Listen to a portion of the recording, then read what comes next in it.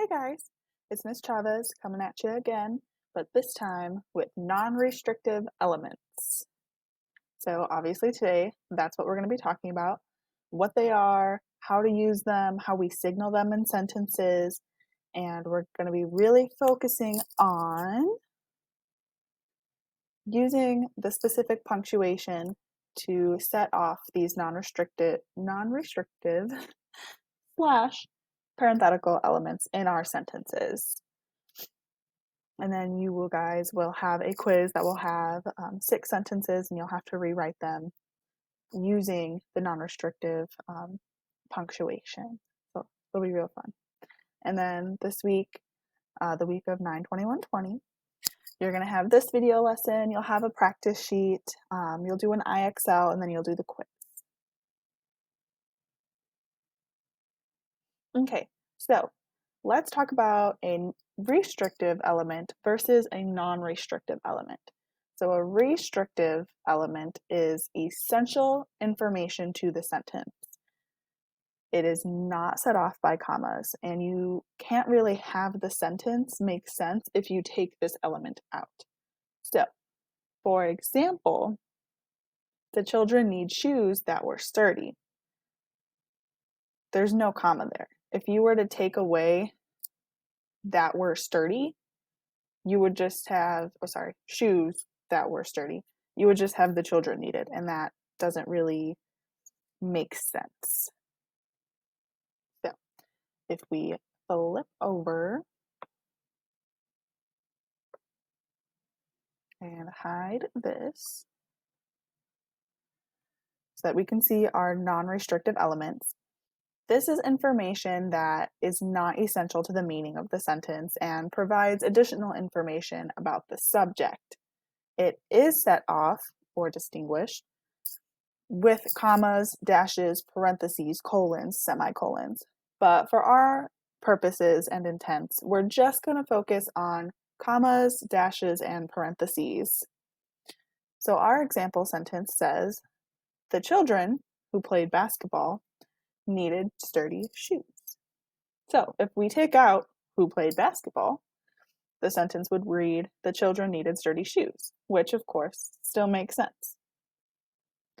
And we can see here that it is set off or signaled with commas. And when you have words that are in between 2 commas, a lot of times you'll hear that called bracketed. We bracketed this phrase or this clause with commas.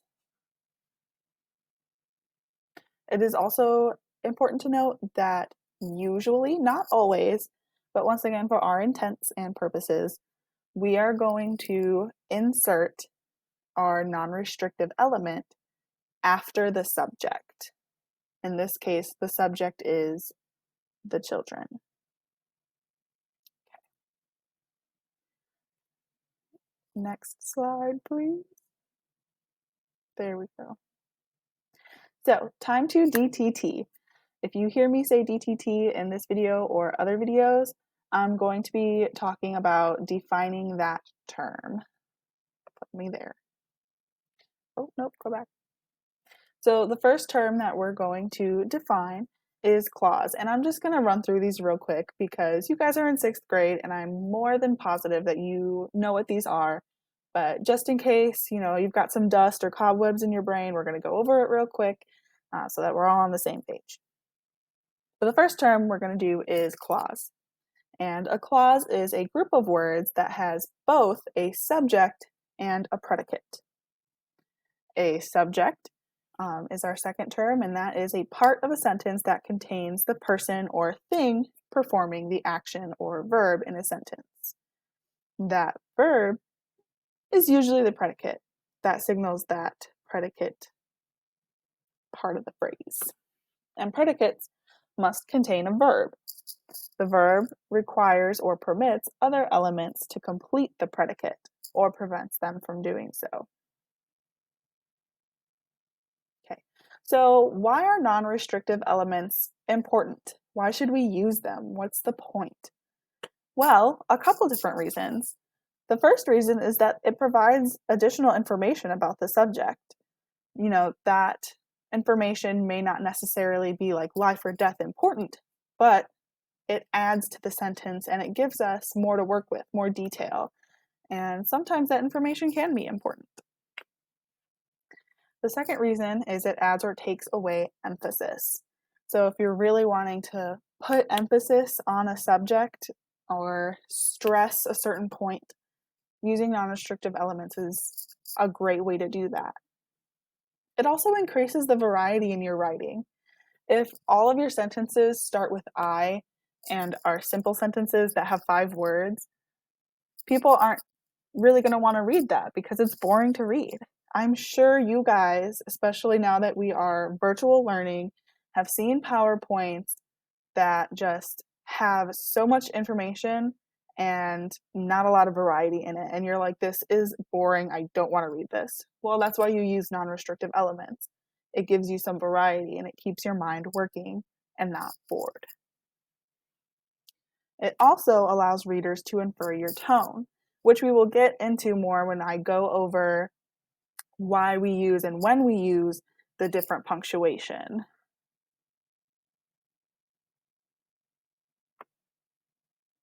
Sorry, I keep moving myself, guys. I should have planned out my PowerPoint better so I wasn't constantly moving the video. But when to use what types of punctuation?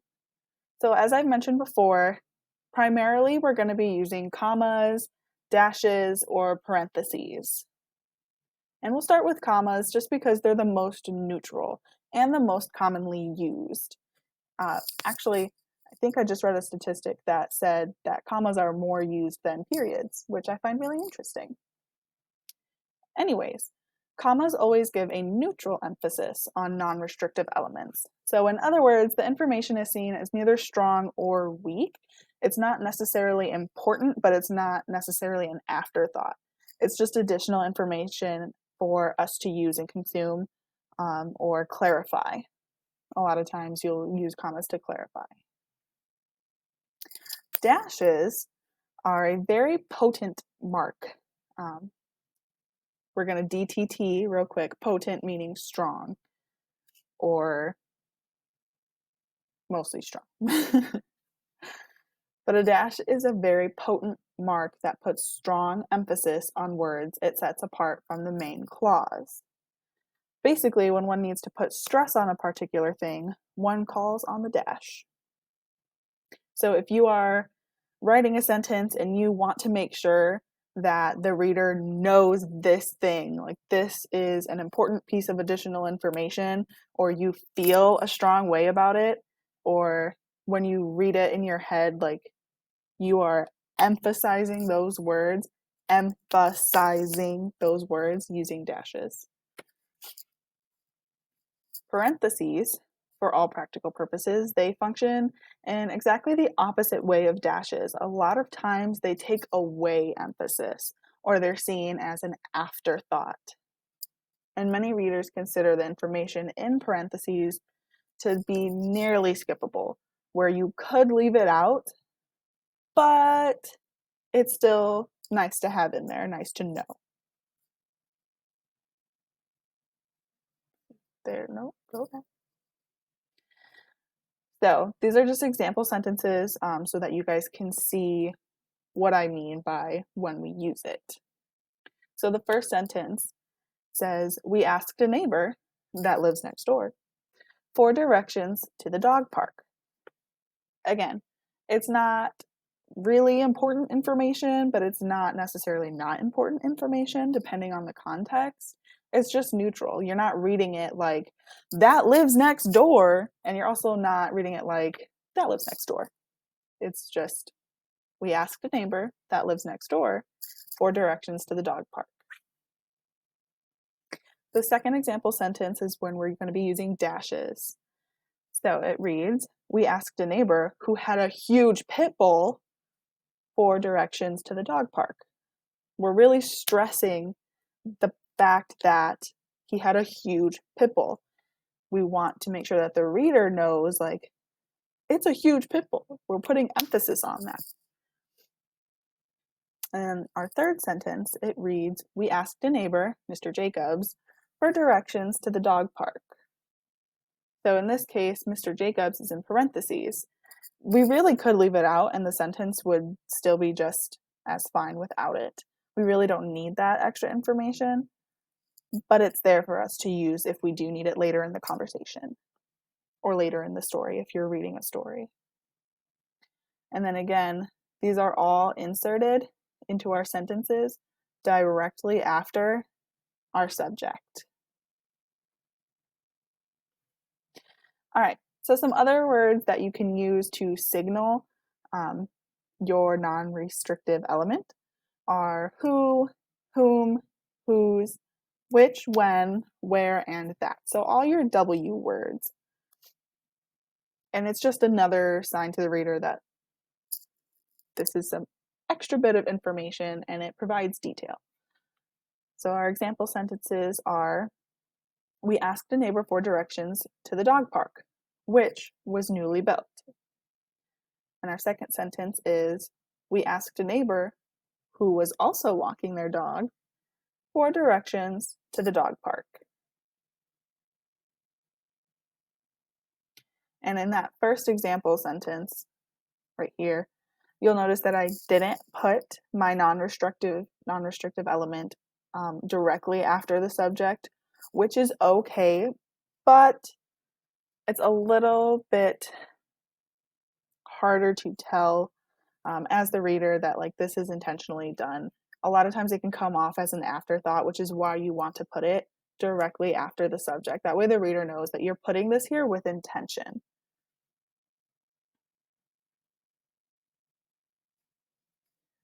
Okay, just kidding. Ooh. Sorry guys, technical difficulties.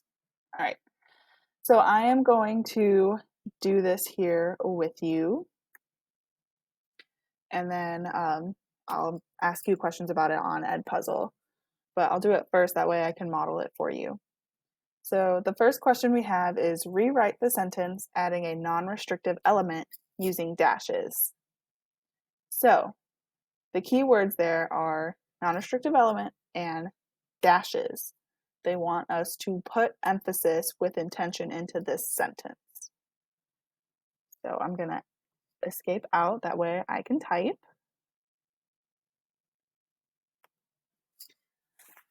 And the sentence reads, we couldn't believe the day had finally arrived.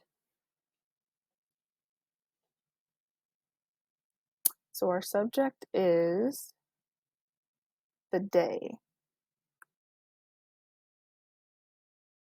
Couldn't believe the day, I can type, dash. We want to include information that is important that we want to stress about this day. So I'm going to put 6th grade graduation.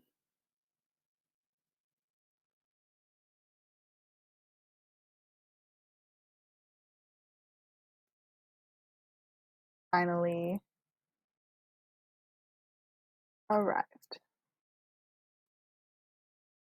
That way, as the reader, when I'm reading this, I can hear in my little voice that I hear in my head when I read, we couldn't believe the day 6th grade graduation finally arrived.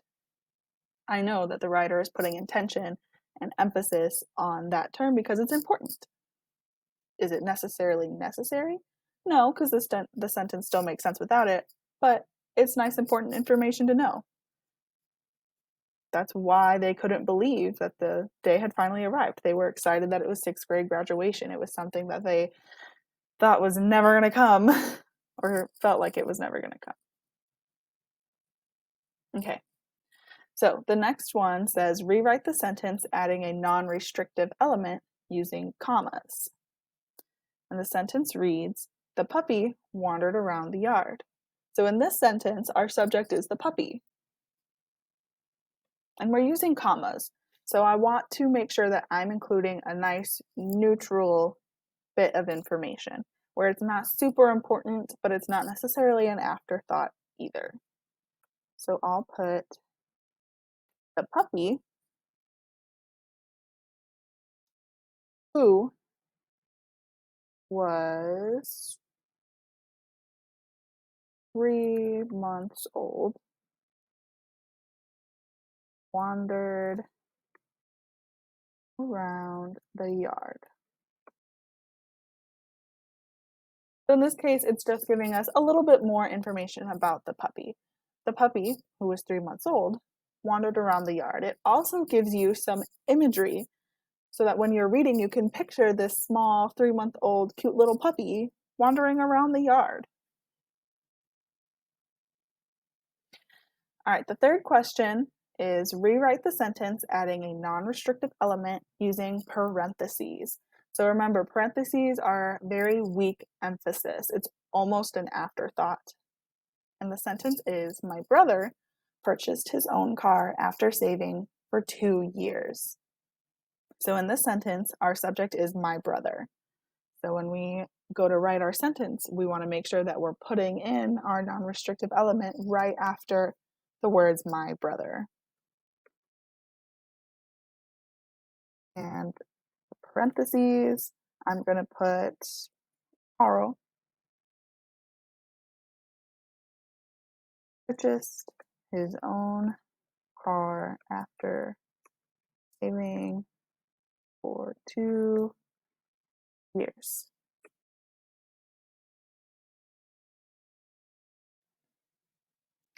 Okay, so in this sentence, his name Carl is more like an afterthought. We don't really need to know his name for this sentence, but it's nice to know. So my brother Carl purchased his own car after saving for 2 years. All right, that is a wrap for our video lesson today. You guys will have a worksheet and it goes through and has basically all the 3 punctuations that we're going to use as their own section. And you will have 2 example sentences that you are going to have to rewrite using those specific punctuations. Don't worry, the sheet does give you information about when to use the punctuation, just in case you're not doing the worksheet directly after you're watching this video and you need a little refresher. But just a reminder, our focus today is using that specific punctuation to set off our non-restrictive parenthetical elements. And those non-restrictive element punctuations that we need to be using are commas, dashes, and parentheses. So, this one more time. Last time, guys, I promise. Any comments, questions, concerns about what these punctuations are used for, what non-restrictive elements are, feel free to let me or Miss Mutzbauer or Miss Stratton know.